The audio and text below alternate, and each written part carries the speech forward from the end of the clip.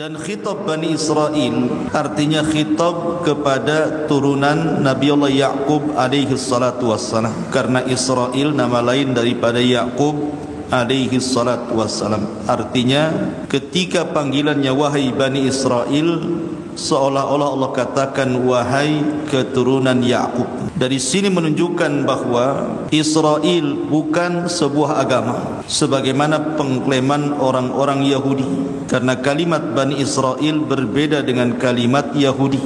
Di dalam Al-Quran ada 3 istilah yang sering diucap. Pertama Bani Israel, yang kedua Ahlul Kitab, dan yang ketiga Yahudi. Apabila disebut Bani Israel, maka Allah Subhanahu wa taala hendak mengingatkan sebuah nikmat yang pernah Allah anugerahkan kepada bapa dan moyangnya orang-orang Yahudi. Bagaimana Allah mengutus Bani Israel itu banyak ribuan nabi kepada mereka. Ini nikmat besar. Apabila disebut Ahlul Kitab, berarti di sini ada gabungan antara Yahudi dengan Nasrani. Kalau disebut Ahli Kitab artinya Yahudi dan Nasrani. Dan biasanya kalau Allah Subhanahu wa taala mengkhitab dengan kalimat Ahlul Kitab itu dalam rangka hiwar. Hiwar itu artinya dialog. Seperti Allah mengatakan, ya ahlal kitab ta'alau ila kalimatin sawa bainana wa bainakum. Wahai ahli kitab, kemarilah kita samakan kalimat kita, alla na'budu illallah, agar kita tidak menyembah kecuali kepada Allah. Tapi kalau disebut Yahudi secara khusus, maka maksudnya celaan. Maksudnya keyakinan agama orang Yahudi yang penuh dengan keburukan. Seperti Allah mengatakan waqalatil yahud, dan berkata orang-orang Yahud Uzair ibnullah. Uzair itu anak Allah. Nah, di sini khitabnya adalah ya Bani Israel, artinya Allah hendak mengingatkan kepada turunan Ya'qub. Siapa keturunan Nabi Ya'qub? Salah satunya adalah Yahudi, karena moyang mereka namanya Yahudah, satu di antara 12 putra Ya'qub. Kenapa di sini Allah Subhanahu wa taala memanggil dengan Bani Israel? Karena ayat ini turun di kota Madinah. Satu surat Al-Baqarah itu turun di Madinah. Jadi surat yang pertama kali turun di kota Madinah pasca hijrah itu adalah surah Al-Baqarah. Semua turun di Madinah. Karena surah Al-Baqarah ini lebih banyak menceritakan tentang kisah Bani Israel. Kenapa? Karena tantangan dakwah Rasul di Madinah berbeda dengan tantangan dakwah Rasul di Mekah. Kalau tantangan dakwah Rasul di Mekah menghadapi orang-orang musyrik Arab, tetapi tantangan dakwah di Madinah Rasul menghadapi orang-orang Yahudi. Dan di Madinah ada 3 kabilah besar Yahudi. Pertama Bani Qunaiqah, yang kedua Bani Nadir, yang ketiga Bani Quraidah. Itu kabilah-kabilah besar orang-orang Yahudi. Mereka tinggal di kota Madinah. Kenapa mereka tinggal di Madinah? Nanti ada alasannya. Jadi ketika Nabi SAW berjumpa dengan orang-orang Yahudi, Rasul mengingatkan kepada mereka, ingat bapak moyang kalian. Nah, seperti itu. Ingatlah bapak moyang kalian Ya'qub dan anak turunannya sebelum kalian, nabi-nabi yang diutus sebelum kalian, umat yang diutus sebelum kalian. Ya Bani Israel adhkuru ni'mati allati an'amtu alaikum.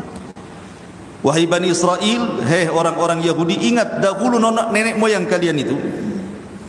Udhkuru ni'matiha, ingat nikmatku yang telah anugerahkan kepada kalian, yang telah aku berikan nikmat kepada kalian. Maksud nikmat di sini bukan satu nikmat, tapi banyak nikmat. Karena mufrad mudhaf itu maknanya umum. Jadi kalau ada kalimat mufrad kemudian diidhafahkan menjadi mudhaf mudhaf ilaih, maka mufrad mudhaf itu yufidul umum. Walaupun di sini mufrad kalimat satu nikmat, tetapi ketika diidhafahkan nikmatiyah, idhafahkan dengan Allah, dhamir mutakallim, berarti maknanya banyak nikmat. Karena dahulu Bani Israel itu banyak nikmat yang Allah Subhanahu wa taala anugerahkan kepada mereka. Mereka diselamatkan dari Fir'aun, dari perbudakan, itu nikmat. Kemudian diseberangkan dan mereka melihat bagaimana Fir'aun ditenggelamkan, nikmat luar biasa. Kalau seandainya mereka tidak diselamatkan, maka mereka akan terus jadi budak. Kemudian diutus kepada mereka para nabi, dan nabi yang paling masyhur adalah Nabi Musa alaihi salatu wassalam. Nabi-nabi Bani Israel banyak. Nabi Musa, Nabi Dawud, Nabi Sulaiman, Nabi Isa, Ya'qub, Ishak, macam-macam nabi diutus kepada mereka. Ini yang kita kenal. Yang tidak dikenal banyak sekali. Makanya Allah ingatkan nikmat yang besar ini kepada Bani Israel. Udhkuru ni'mati allati an'amtu 'alaikum wa aufu bi ahdi ufi bi ahdikum. Kadang ada orang salah baca dengan memanjangkan kalimat ufi bi ahdikum. Saya sering dengar imam membaca seperti itu. Jadi membaca wa aufu bi ahdi ufi bi ahdikum. Tidak ada ufi bi ahdikum. Di sini bukan mad. Tidak ada ya-nya di situ. Maksudnya wa aufu bi ahdi, laksanakanlah janjiku kepada kalian, maka aku akan berikan kepada kalian. Laksanakanlah janji kalian kepadaku, maka aku akan berikan janjiku kepada kalian. Apa maksudnya di sini? Orang-orang Yahudi di kota Madinah itu, sebelum kedatangan Nabi SAW, bahkan jauh hari sebelum dilahirkan, Nabi aja belum dilahirkan, jauh-jauh hari mereka sudah ratusan tahun tinggal di Madinah. Mereka setiap hari membaca kitab-kitab mereka, dan dalam kitab mereka itu dicantumkan akan datang seorang Nabi, akan datang seorang Rasul membawa risalah Islam dan menjadikan penutup para nabi dan rasul. Itu diketahui oleh mereka. Makanya Allah mengatakan ya'rifunahu kama ya'rifuna abna'ahum. Mereka mengenal nabi yang akan diutus itu jauh-jauh hari, dan mereka lebih mengenal dibandingkan anak-anak mereka sendiri, saking setiap hari dibaca, sehingga kenal, dan mereka menunggu kapan nabi itu lahir, kapan nabi itu lahir. Tetapi ketika betul-betul datang Nabi itu dan hijrah dari Mekah ke Madinah membawa Islam, itulah yang disebut ahdi di sini, artinya Islam. Justru mereka menolak Islam. Sejak itulah Allah haramkan kepada mereka nikmat. Kalau seandainya mereka memeluk Islam, tentu Allah akan berikan nikmat yang banyak kepada mereka. Tetapi mereka tidak memeluk Islam. Anehnya, mereka tahu kebenaran. Dari mana kita tahu? Dahulu ada seorang tokoh Yahudi namanya Abdullah ibn Salam. Abdullah ibn Salam itu rujukan orang-orang Yahudi kota Madinah. Kalau ada apa-apa dengan orang Yahudi di Madinah, mereka datang kepada Abdullah ibn Salam, karena padri mereka masalahnya. Lah ketika Abdullah bin Salam berjumpa dengan Rasul, kemudian diperhatikan bahwa ada tanda-tanda orang ini seorang nabi berdasarkan kitab yang ia baca, langsung beriman. Abdullah bin Salam ini tokohnya Yahudi beriman kepada Nabi SAW. Kemudian Nabi SAW ingin mengumpulkan orang-orang Yahudi, memberitahu tentang keislaman Abdullah bin Salam. Loh, kalau tokoh kalian masuk Islam, kalian tidak masuk Islam, kenapa? Maka dikumpulkanlah orang-orang Yahudi. Kemudian kata Rasul, wahai Abdullah bin Salam, jangan dulu keluar, saya ingin menguji mereka tentang dirimu. Kemudian Rasul bertanya, bagaimana pendapat kalian tentang Abdullah ibn Salam? Oh, mereka memuja-muji habis. Abdullah ibn Salam alimuna wa ibnu alimina, habruna wa ibnu habrina, sayyiduna wa ibnu sayyidina. Dipuji habis. Dia adalah orang alim kami, anak dari orang alim kami. Dia pendeta kami, anak dari pendeta kami. Dia orang pemimpin kami, anak dari pemimpin kami. Tidak ada yang tersisa kalimat kecuali memuji Abdullah ibn Salam. Kata Nabi SAW, ya Abdullah ibn Salam ukhruj, wahai Abdullah ibn Salam, kemarilah kamu. Kemudian keluar di balik tembok. Kemudian Abdullah ibn Salam mengucapkan 2 kalimat syahadat di hadapan orang-orang Yahudi. Ketika Nabi SAW kan awalnya tahu, oh, berarti memang Abdullah bin Salam bukan orang biasa tuh, karena pujiannya luar biasa. Ketika Abdullah bin Salam mengucapkan dua kalimat syahadat, tiba-tiba mereka berubah dan mengatakan, Abdullah bin Salam aswauna wa ibnu aswaina. Oh, dia orang yang paling buruk di antara kami, anak daripada orang yang paling buruk di antara kami. Lihat, subhanallah Yahudi ini kan. Padahal tokohnya masuk Islam. Awalnya dipuji, habis itu dibanting. Coba bayangkan, seandainya mereka itu memeluk Islam seperti Abdullah ibn Salam, ufi bi ahdikum, maka Allah subhanahu wa ta'ala akan memenuhi janjinya. Mereka akan banyak diberikan nikmat oleh Allah azza wa jalla. Tapi mereka kufur. Makanya Allah subhanahu wa ta'ala mengatakan, wa iyaya farhabun, kepadakulah kalian harus takut. Kenapa kalian takut? Kalau Nabi kalian adalah orang Arab, bukan dari Bani Israel, apa masalahnya? Karena dari dulu Bani Israel itu sifat takut, sifat pengecut itu sudah ada sejak zaman dulu. Dahulu ketika Bani Israel dibawa oleh Musa alaihi salatu wassalam, kemudian sampai di perbatasan Palestina. Sampai di perbatasan Palestina. Kemudian mereka hendak masuk ke kota namanya Ariha. Ini kota pertama di dunia namanya Ariha. Ariha itu dikuasai oleh orang-orang Kan'aniun, orang-orang Arab. Kata Nabi Musa alaihi salatu wassalam kepada Bani Israel, kita harus berperang. Kalau kita ingin merebut Baitul Maqdis, kita harus berperang dengan orang-orang Kan'aniun ini. Tapi apa jawaban Bani Israel? Ketakutan mereka. Malah mereka kemudian mengatakan kepada Musa alaihi salatu wassalam, ya Musa, idhhab anta wa rabbuka faqatila innaha huna qa'idun. Wahai Musa, kalau engkau ngajak perang kami, enggaklah. Kau pergi sana, ajak Tuhanmu berdua, sana perang berdua, kami di sini nonton siapa yang menang, siapa yang kalah. Subhanallah ya. Bani Israel kurang ajar sama nabinya sebenarnya. Ya. Kenapa mereka takut? Ya. Mereka itu pengecut. Makanya lihat di Palestina itu, orang-orang Yahudi Israel takut sama anak-anak bawa batu. Anak kecil bawa batu takut mereka. Ya. Karena sifat pengecut itu sudah ada sejak zaman dulu, orang Yahudi itu penakut. Makanya akhirnya gara-gara mereka tidak mau perang, merebut Baitul Maqdis dari orang-orang Kan'aniun, makanya mereka diazab oleh Allah. Mereka tidak bisa keluar dari negeri Tih yang disebut dengan negeri linglung. Di padang pasir mereka tidak bisa keluar dari situ.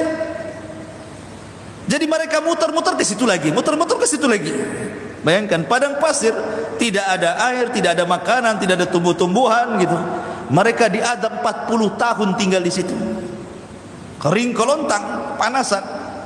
Sampai akhirnya mereka meminta kepada Musa, ya Musa, mintalah makanan kepada Allah. Akhirnya diberikan apa? Manna dan salwa. Manna dan salwa, man itu artinya daging burung, salwa itu artinya minuman berupa madu.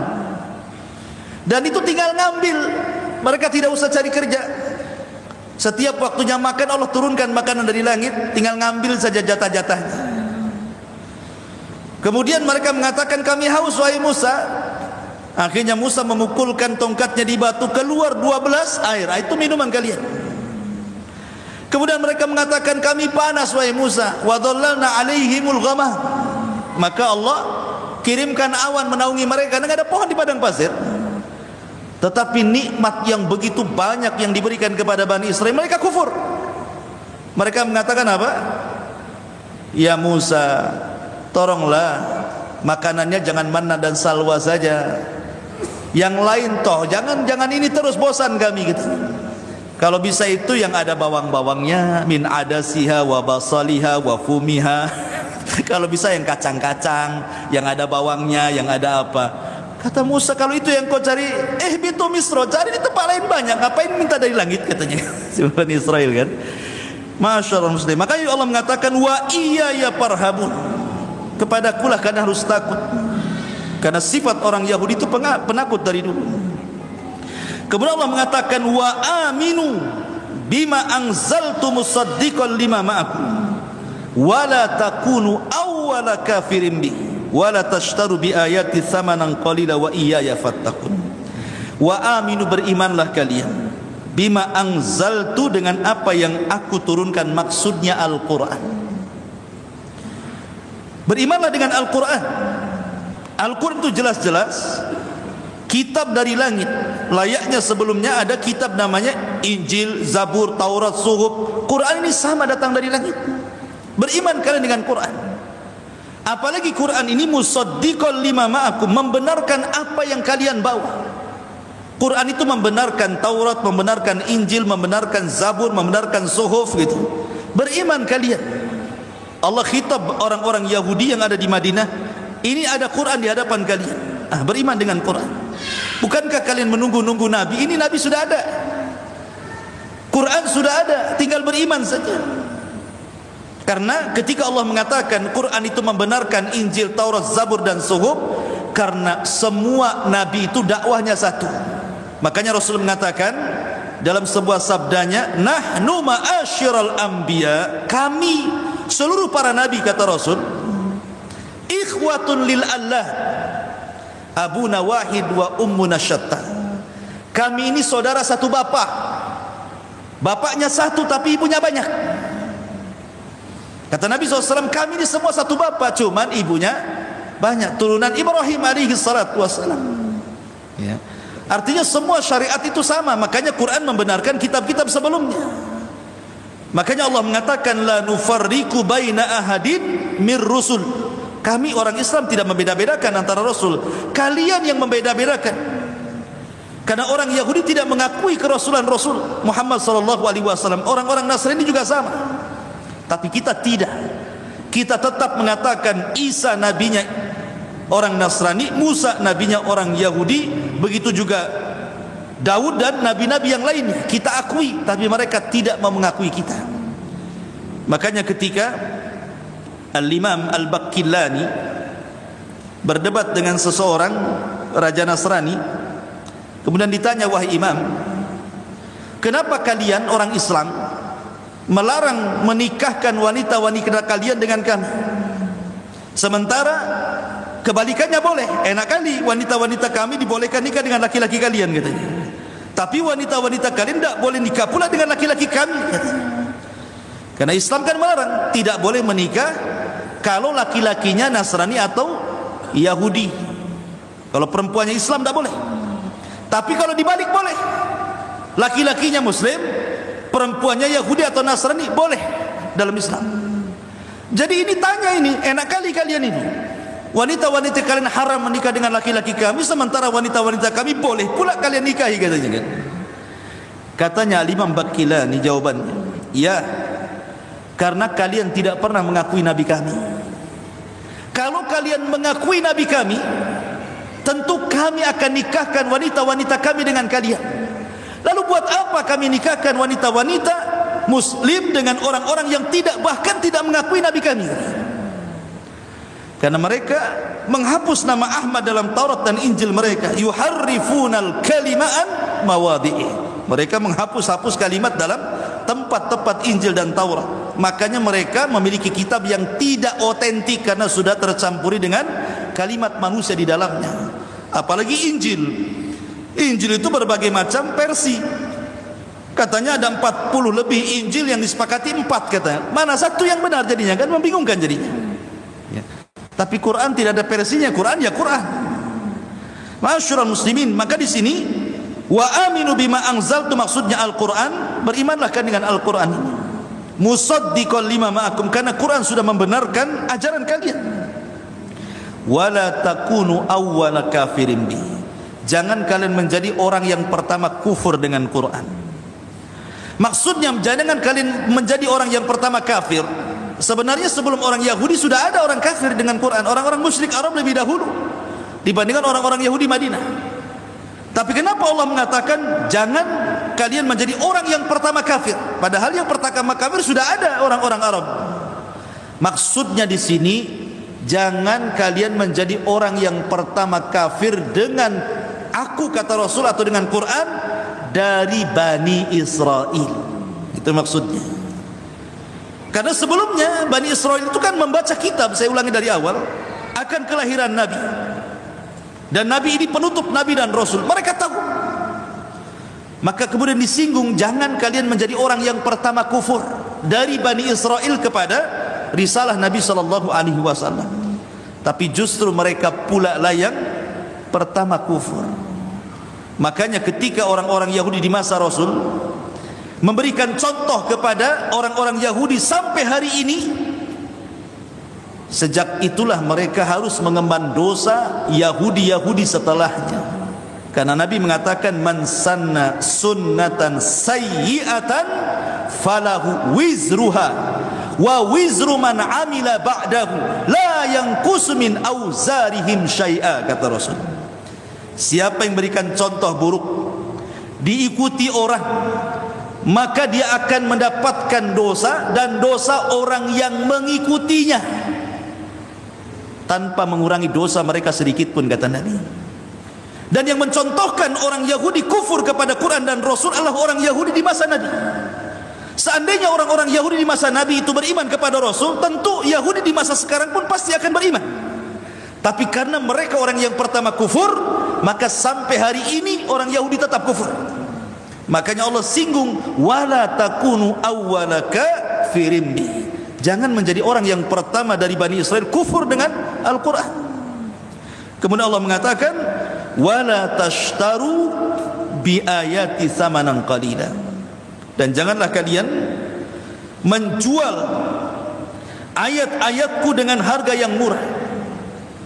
Maksudnya menjual ayat-ayatku dengan harga murah. Dunia ini, ikhwan, itu kecil dibandingkan Quran. Makanya Hasan Al-Basri rahimahullah ta'ala mengatakan, ad-dunya wa ma fiha qalilun. Dunia dan isinya ini kecil, kecil harganya.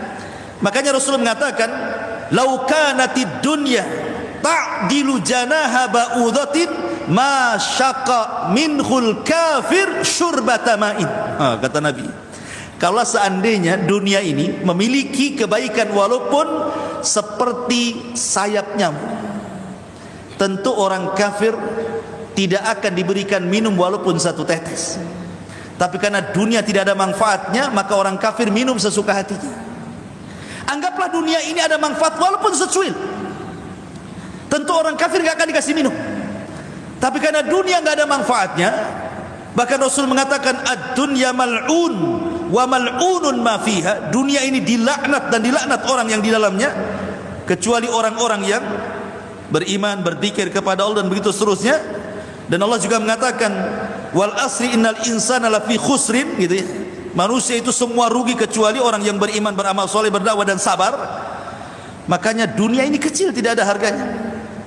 Lah dunia yang kecil, janganlah kemudian menjadikan ayat-ayat Allah kalian jual dengan dunia yang murah ini. Itu maksudnya. Jadi orang-orang Yahudi sudah tahu kebenaran bahwa Rasul itu adalah Nabi terakhir, bahwa Al-Quran adalah sebenar-benar kitab terakhir. Tapi mereka mengingkari Rasul dan Al-Quran, dan mereka memilih dunia. Makanya Allah mengatakan, jangan kalian menjual beli ayatku dengan harga yang murah. Ibrahnya di zaman sekarang, banyak orang-orang yang mencari dunia dengan agama. Seperti lihat sekarang kan YouTuber kadang-kadang kan mencela Allah, mencela Islam, mencela Nabi, mencela ayat-ayat Al-Quran hanya untuk supaya mendapatkan dukungan penonton, subscribe dan yang lainnya kan. Ini apalah sebab, berapalah hasil dari YouTube itu? Berapa coba? Kalau hanya 10.000 penonton, berapalah hasilnya? Tiba-tiba dia mencela Allah dalam YouTube itu. Dia mencela Quran, mencela Sunnah, mencela macam-macam. Dosanya sudah jelas kan gitu ya. Hasilnya tidak jelas. Coba akhir-akhir kan viral macam-macam kan sekarang ini. Ada yang mengatakan Islam belum sempurna, ada yang mengatakan Khadijah itu Nasrani yang menyembunyikan keislamannya, ada yang mengatakan bahwa Nabi Muhammad itu pendusta, Quran itu dongeng orang Islam. Ini yang mengatakan orang Islam.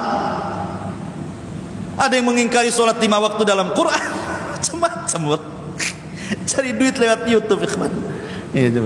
Sudah jelas dosanya, hasil dunia nggak ada, kecuali kalau jelas dapat triliunan gitu kan. Ini nggak dapat, dosanya sudah jelas. Ya. Makanya Allah mengatakan wala tashtaru bi ayati samanan qalila wa iyaya fattaqun. Bertakwalah kalian kepada Allah. Takut kalian harusnya kepada Allah. Kemudian Allah menyebutkan sifat orang Yahudi. Wala talbisul haqqa bil batil wa taktumul haqqa wa antum ta'lamun. Kalimat talbisu memiliki dua arti. Pertama artinya wala takhtalit, artinya wala takhtalitu, jangan mencampur adukan. Ada juga maknanya wala tughattu, artinya jangan menutup. Ya, jadi taltabisu wala talbisu ada diartikan jangan mencampur, artinya jangan mencampur yang hak dengan yang batil, atau jangan menutupi hak dari yang batil. Jelaskan ini hak, ini batil. Kalau mencampurkan ya hak dengan batil jadi satu, itu dicampurkan. Nah, kalau artinya jangan kalian mencampurkan, tapi kalau artinya menutup berarti terangkan ini hak, ini batil. Jangan ditutup-tutupi. Ya. Karena sifat orang-orang Yahudi suka menutupi kebenaran dari kebatilan, atau sebaliknya.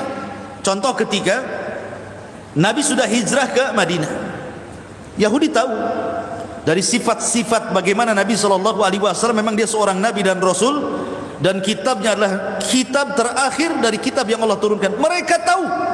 Tiba-tiba datang pembesar-pembesar musyrik menanyakan kepada orang-orang Yahudi dan mengatakan, orang-orang musyrik Arab Mekah ini kepada pembesar Yahudi, ayyuna afdol, katanya. Coba wahai orang Yahudi, mana yang lebih afdol, kami atau Muhammad itu? Kami orang-orang musyrik Arab, kami yang menjaga Ka'bah, kami yang menjamu orang-orang haji dan umrah dan begitu seterusnya, ataukah si Muhammad ini? Orang Yahudi tahu yang namanya kesyirikan itu di agama mereka dilarang. Mereka tahu bahwa yang diajarkan Nabi SAW benar, tapi karena mereka hendak mencampur baurkan mana yang hak mana yang batil dijadikan satu, malah memuji orang-orang musyrik, antum khairun min Muhammad, katanya. Kalian lebih baik, kalian lebih hebat, kalian lebih afdal dibandingkan Muhammad. Kurang ajar nggak tuh orang Yahudi? Ya. Karena ingin apa? Hasad dengan Rasulullah. Disamarkan ajaran Nabi SAW dan mendukung orang-orang musyrik Arab. Naudzubillah. Makanya orang-orang Yahudi selalu mengajarkan kepada orang-orang musyrik Arab itu tentang beberapa soalan untuk ditanyakan kepada Rasulullah. Katakan kepada dia, aku punya soalan, tanyakan kepada dia. Kalau dia seorang Nabi, dia bisa menjawab. Kalau tidak, dia tidak akan bisa menjawab. Rupanya Nabi bisa menjawab. Tidak beriman juga mereka. Kan datang orang-orang Yahudi, orang musyrik ke Madinah dan mengatakan, kami di Mekah ada Nabi. Kata orang Yahudi, betul ada Nabi? Iya ada Nabi, dia ngaku Nabi. Kata orang Yahudi, gini saja, kau kasih 3 soalan. Kalau dia bisa menjawab, dia Nabi. Kalau tidak bisa menjawab, dia bukan Nabi. Kemudian diajarkan 3 soalan. Pertama, apa itu ruh? Yang kedua, pertama yang dimakan penduduk surga itu apa? Yang ketiga, kenapa anak bisa serupa dengan ayah dan ibunya? Dalam riwayat yang lain, 1, tanya kepada dia tentang anak muda yang keliling dunia berdakwah, gimana kabarnya? Yang kedua, tanya kepada dia anak-anak muda yang masuk kepada gua, maksudnya Ashabul Kahfi, gimana kabarnya? Kemudian yang ketiga, apa itu roh? Nabi SAW semua Rasul jawab. Rasul menjawab semuanya itu. Dari wahyu dari Allah Subhanahu wa Ta'ala pun jawaban itu agak telat datangnya, tapi Allah turunkan Al-Quran menjawabnya. Dan semua jawabannya benar. Orang-orang Yahudi tahu, tapi mereka tidak beriman. Karena mereka suka mencampur adukan yang batil dengan yang hak, atau yang hak dengan yang batil. Dan ingat kata Syekh Shalih Fauzan hafizahullah ta'ala, sebuah kebenaran atau sebuah kebatilan kalau ditampakkan 100% tidak ada orang yang ikut batil. Kebatilan ini kalau ditampakkan 100% nggak ada orang yang ikut kebatilan. Tetapi ketika dicampur adukan yang batil 50%, kemudian yang hak 50%, maka persis kayak kopi, gula, air diciduk. Itu barulah orang ikut tuh. Kan gitu ya. Kalau hak kemudian sudah dicampur adukan, orang nganggap, kalau dianggap batil, nggak juga nampak hak, gitu ya. Jadi akhirnya kemudian orang ikut. Makanya syaitan itu tugasnya apa? Mencampur adukan yang hak dengan yang batil. Dan itu ciri khasnya orang-orang Yahudi, suka mencampur adukan yang hak dengan yang batil. Jadi kalau sekarang ada duat para dai berusaha mencampur adukan, yang tauhid dikatakan syirik, yang syirik dikatakan tauhid, kemudian yang sunnah dikatakan menyelisih, yang menyelisih dikatakan sunnah, dan begitu seterusnya, itu hakikatnya mencampur adukan yang hak dengan yang batil. Karena Islam itu loh ajaran yang benar, ajaran yang terang benderang. Makanya Umar ketika membawa lembaran Taurat, Umar kan bawa Taurat di hadapan Nabi, satu lembar padahal. Kata Rasul, itu apa wahai Umar? Kata Umar, ini lembaran Taurat wahai Nabi. Rasul marah, murka, dan mengatakan, amutahawwikun anta ya ibnal Khattab. Kau sudah bingung wahai Umar. Taraktukum alal bayda. Kutinggalkan Islam itu terang benderang. Lailuha kanahariha. Malamnya seperti siangnya, la yazigu illa halik. Siapa yang berpaling dia pasti binasa. Jadi sesuatu yang terang artinya sudah jelas. Ngapain juga kemudian dicampur adukan yang jelas dengan yang tidak jelas? Makin tidak jelas kan begitu ya. Karena Islam itu agama yang sempurna. Kemudian Allah mengatakan, wa aqimus salata wa atuz zakata warka'u ma'ar raqin. Ini juga masih khitab kepada orang-orang Yahudi. Maksudnya tegakkan salat, maksudnya tegakkanlah salat secara sempurna.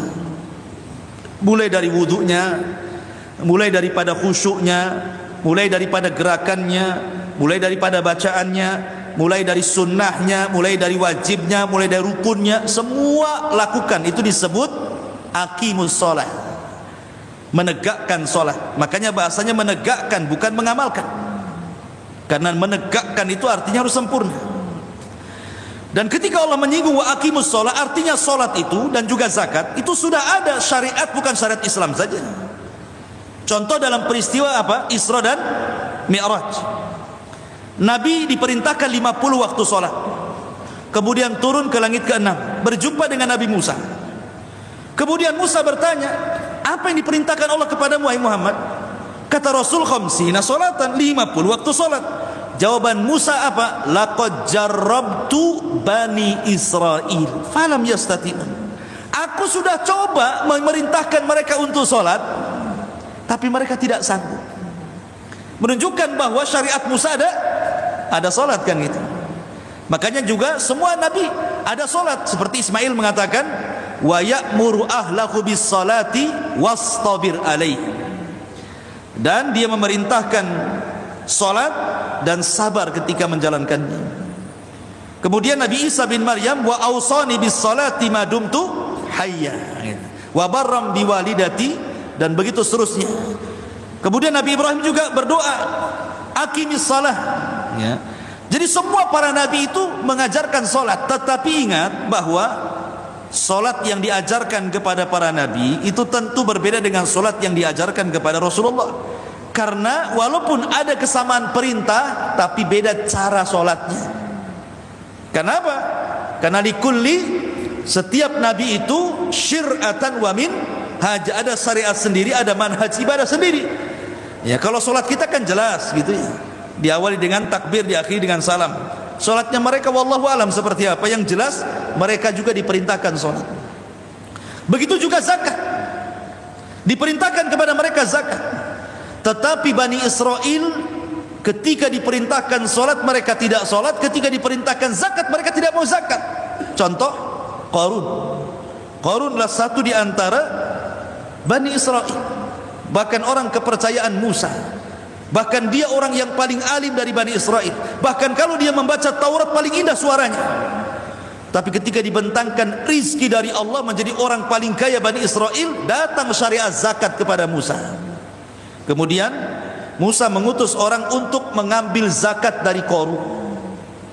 Qarun menolak dan mengatakan, innama utitu min ilmin indi. Enak saja si Musa ngambil harta saya. Hartaku ini ku dapat dari pengetahuanku, bukan dari Allah, gitu. Bagi Qarun. Dia mengatakan, harta ini loh karena aku cerdas makanya aku pandai cari harta, bukan karena dari Allah.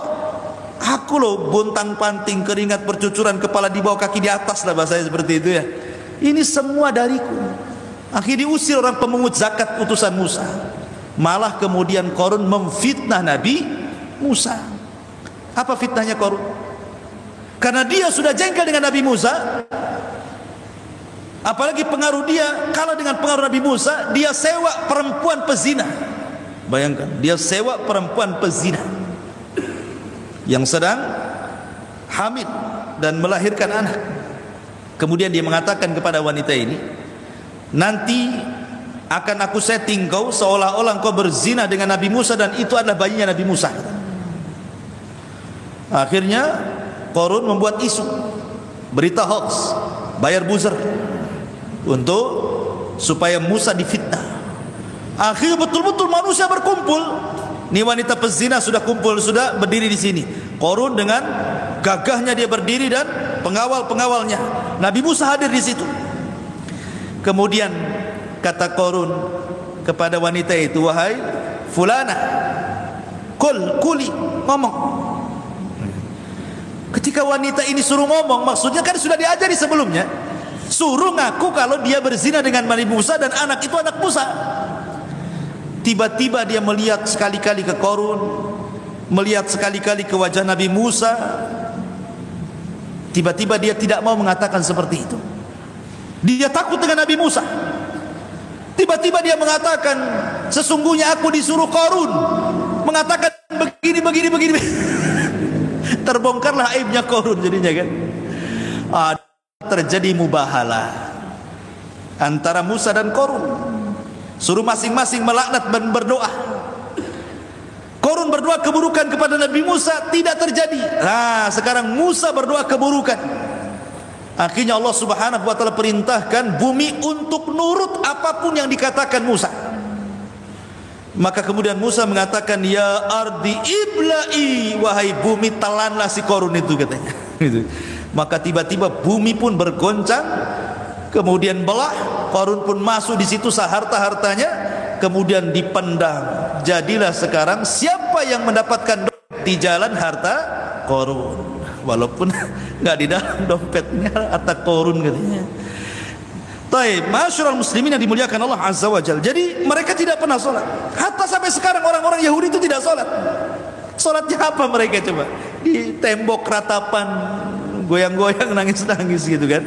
Itu bukan sholat. Sholat itu jelas kiblatnya, jelas khusyunya, jelas sucinya, indah gitu ya. Nangis-nangis di tembok ratapan. Makanya Allah mengatakan, wa aqimus shalah, tegakkan sholat. Wa atuz zakat, sekali lagi khitab ini kepada Yahudi Madinah. Sholat kalian, zakat kalian.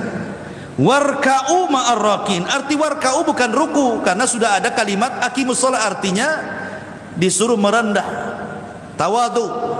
Ya, merendah diri seperti orang-orang yang merendah. Jangan sombong, karena orang-orang Yahudi itu sombong dan mereka mengatakan nahnu abnaullah wa ahibbah.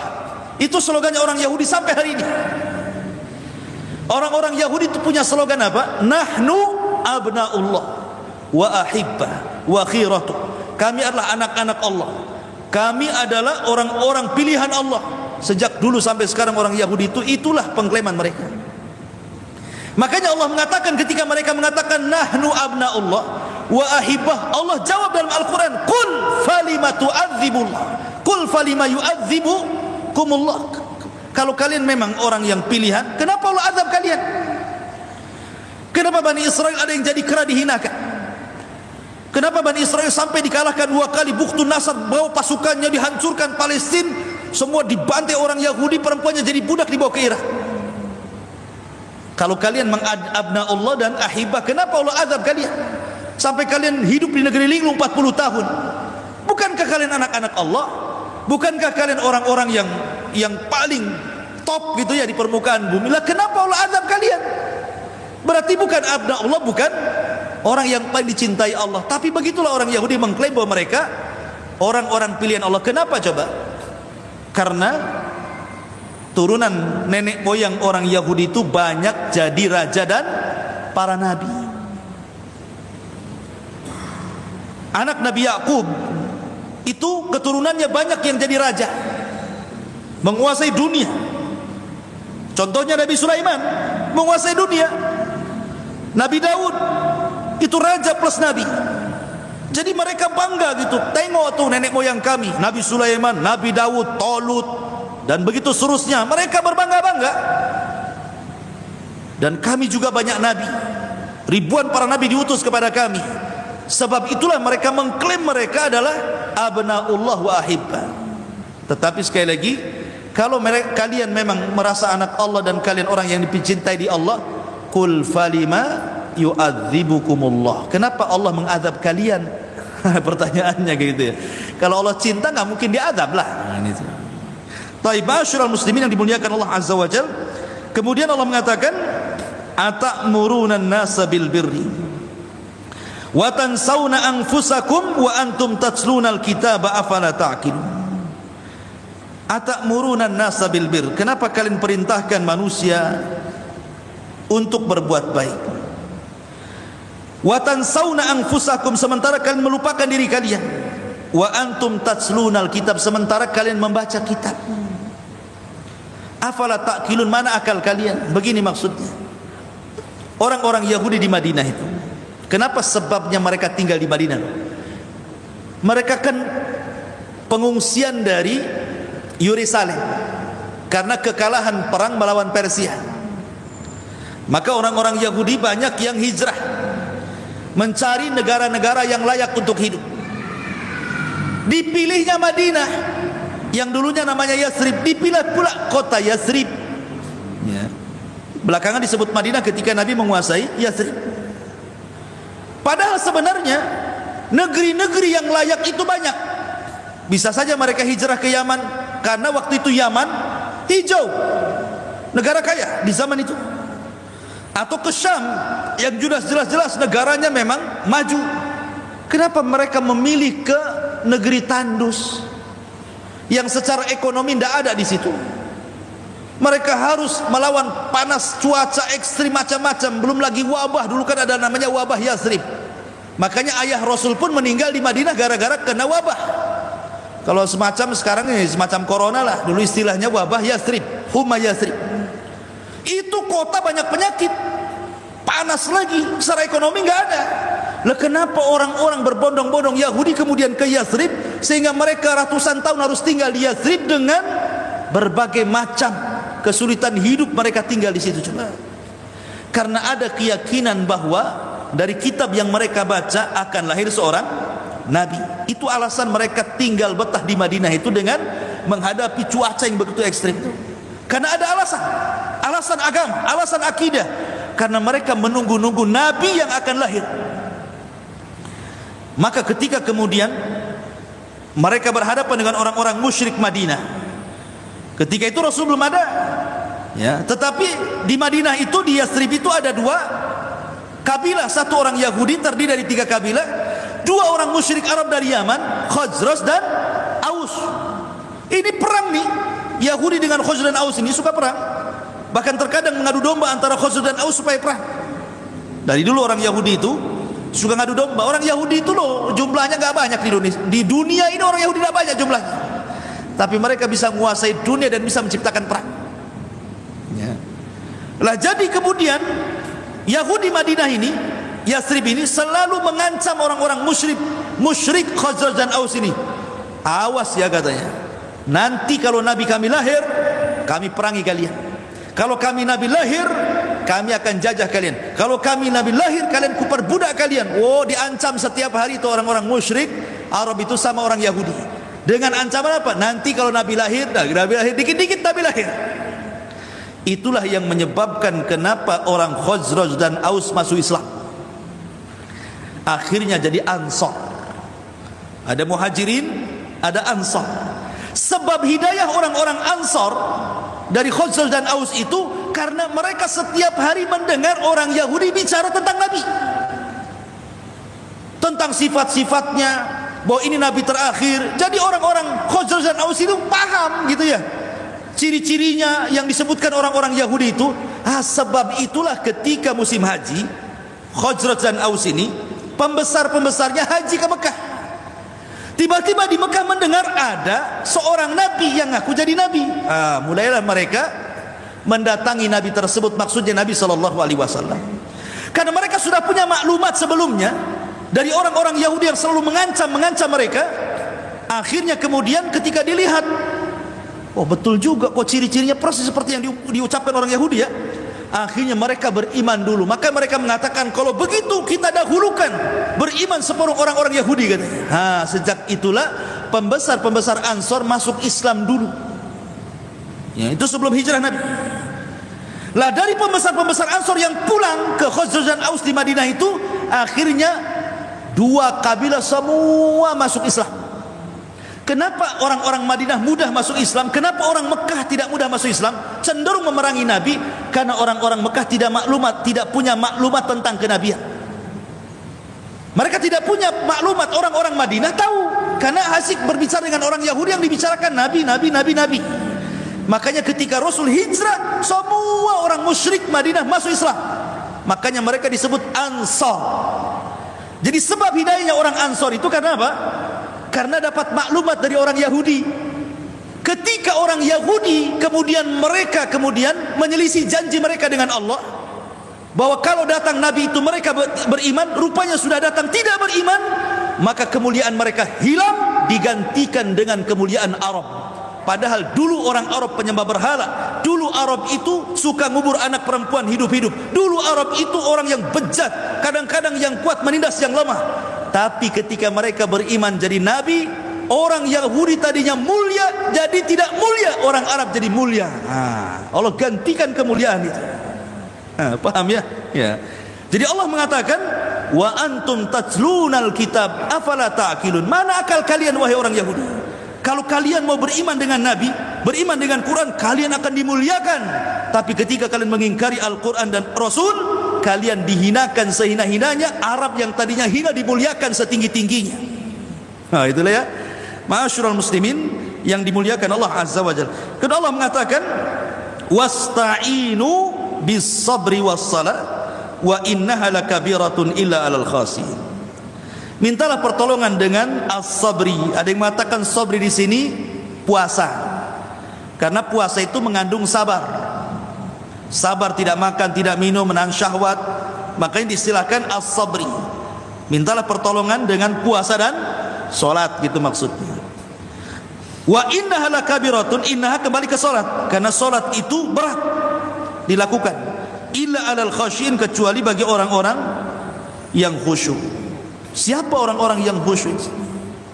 Alladzina yadunnuna annahum mulaqu rabbihim wa annahum ilaihi raji'un. Orang yang khusyuk adalah orang yang yakin mereka akan berjumpa dengan Rabb mereka dan mereka akan kembali kepada Allah Azza wa Jalla. Karena orang-orang Yahudi mereka benci berjumpa dengan Allah. Makanya mereka digambarkan dalam Al-Quran, lau yu'ammiru alfa sana. Mereka berangan-angan kalau mereka dihidupkan 1000 tahun katanya. Karena mereka tidak mau mati. Orang Yahudi tidak mau mati, takut mati mereka. Ya, orang Yahudi, orang Nasrani takut mati. Makanya ketika Khalid ibn Walid dalam perang Mu'tah, bayangkan, pasukan Mu'tah itu sedikit sekali. Kemudian Romawi ini banyak sekali, bayangkan. Jumlahnya udah nggak karu-karuan tuh. Dan mereka ahli perang. Kemudian pemimpin-pemimpin Islam di Mu'tah sudah meninggal dunia. Ja'far meninggal dunia, Zaid meninggal, Abdullah ibn Rawaha meninggal. Pemimpin perang nggak ada lagi. Kemudian mereka melirik Khalid. Dah Khalid, pemimpin kami sudah mati semua. Kaulah yang memimpin kami. Dan itu peperangan pertama yang dilakukan Khalid bin Walid pasca masuk Islam. Ada Khalid bin Walid itu kan akhir masuk Islamnya. Kenapa? Karena masih tergoda dengan Abu Jahal. Khalid itu masih gandrung dengan Abu Jahal. Karena Abu Jahal itu disebut Abul Hakam. Kalau ngomong itu bijaksana. Jadi Khalid itu masih nggak mungkinlah salah Abu Jahal itu. Walaupun Islam sudah ditawarkan, tetap saja dia ikut Abu Jahal. Baru setelah hijrah Rasul, kemudian banyak orang masuk Islam, mulai berpikir Khalid itu. Makanya ngajak Amr bin As. Oh memang agama kita nggak benar nih, ayo kita masuk Islam. Oh jadi masuk Islam itu sudah bertahun-tahun Rasul di Madinah.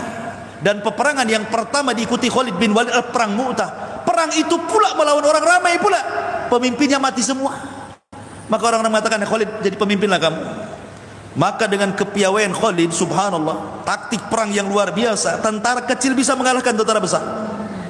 Sampai orang-orang Romawi heran, kok bisa kami tentara yang besar dikalahkan tentara muslim yang kecil? Datanglah mereka kepada Khalid, bertanya, ya Khalid, apa kunci kemenangan Islam? Jawaban Khalid cuma satu, nahnu nuhibbul maut kama tuhibbul haya. Karena kami cinta mati sebagaimana kalian cinta hidup, katanya. Selesai kan gitu. Kami cinta mati, kalian cinta hidup, makanya kami menang. Kalau cinta hidup itu cenderung takut dalam menghadapi lawan gitu kan. Nah, makanya di sini Allah mengatakan orang-orang Yahudi itu mereka tidak yakin berjumpa dengan Allah. Dari sini Rasul mengatakan man ahabba liqa Allah ahabballahu liqa'ah wa man kariha liqa Allah karihallah liqa'ah. Siapa yang cinta berjumpa dengan Allah, Allah cinta dengan dia. Siapa yang benci dengan Allah, berjumpa dengan Allah, maka Allah pun murka dengan dia. Seperti apa gambarannya? Seperti orang yang sibuk dengan dunia di dunia. Kalau semua dunianya diinvestasikan di dunia, tidak ada sedikit pun investasi di akhirat, maka ketika dia mati cenderung benci mati karena tidak mau berjumpa dengan Allah. Kenapa? Karena dia harus meninggalkan tanahnya yang hektaran, dia harus meninggalkan rumahnya yang megah, dia harus meninggalkan istrinya yang cantik, dia harus meninggalkan kendaraannya yang megah. Sementara di akhirat tidak ada apa-apa. Benci dia berjumpa dengan Allah. Tapi kalau investasinya di sorga, dia suka berjumpa dengan Allah. Saya mau masuk istana di sorga, kebun saya di sorga, semua ada di sorga, bidadari di sorga, semua di sorga. Makanya dia suka berjumpa dengan Allah. Siapa yang cinta berjumpa dengan Allah, Allah cinta berjumpa dengan dia. Siapa yang benci, Allah pun benci berjumpa dengan dia. Wallahu alam. Ini khitab pertama Bani Israel ya. Nanti ada khitab kedua pada ayat ke 47a. Dari sinilah nanti Allah akan jelaskan serinci-rincinya tentang Bani Israel. Jadi dari ayat 40 ke ayat 47 ini global. Kalau ngarang buku itu biasanya fahrasnya dulu. Kan kalau ngarang buku itu kan ada fahras ya. Ada daftar isi. Daftar isi baru setelah itu rinciannya kan. Ya, itu bahasanya seperti itu. Jadi dari 40 sampai ke 47 ini global tentang siapa Bani Israel. Nanti rinciannya pada panggilan kedua. Ya Bani Israil adkuru ni'mati allati an'amtu 'alaikum wa anni faddaltukum 'alal 'alamin, dan seterusnya. Ini baru rincian bagaimana akhlak sifat Bani Israel dijelaskan serinci-rincinya dalam surah Al-Baqarah. Wallahu alam. Ini yang bisa sampaikan.